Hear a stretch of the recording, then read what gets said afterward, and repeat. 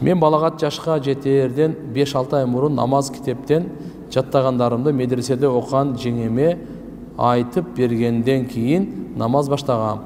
Бирок мен 2 жылдай фарыз намазынын 2 рекетине эле зам сурө кошулуп окууларын билген эмес экем. 2 жылдан соң медресеге келгенде гана билдим. Ага чейин мен фарыз намазынын 4 рекетинин баарына зам сурө кошуп окуп жүрүптүрмүн.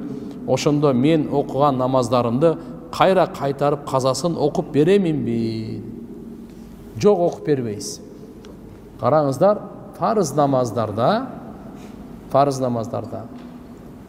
биринчи, экинчи рекетте Фатиханы окуйбуз. Зам сүрөсүн кошуп окуйбуз.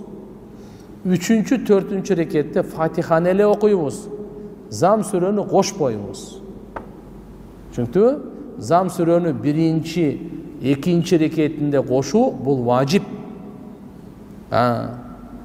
Фатиха сүрөнү 3-4 рекетте окуган сүннөт. Бирөө окубай калса деле намаз боло берип өтүп кетет. Сүннөттөн кургалат. Бирок намазы бузулбайт. Бирок кимде-ким эгерде 3-чү же 4-чү рекетине же экөөнө тең фарыз намазда зам сүрө кошуп алса, анда жаңылыш саждасын кылыш керек. Себеп кечиктирип койду. Фарызды кечиктирип койду. Важипти кечиктирип койду. 3-чү рекетине кошуп атат. Кыямга туруш керек эле, ошону кечиктирип койду. Рүкүүнү кечиктирип койду, то есть. 4-чү рекетине кошуп койсо, мына рүкүү саламды кечиктирип койду. Ким кечиктире турган болсо, анда эмне болот? Сажда сахв деп коет, жаңылыш саждасы. Эми азыр сиздики 2-чү, 3-чү рекетте окулду. Жок, окуп алган чакта делечи, билип окуп алса деле кайтарылбайт. Түшүнүңүздөрбү? Намаз кемчилдиктүү болуп калат. Себеп намазды качан казасын кайтарып окуйт, качан фарыздар эгерде колдон чыгып кетсе.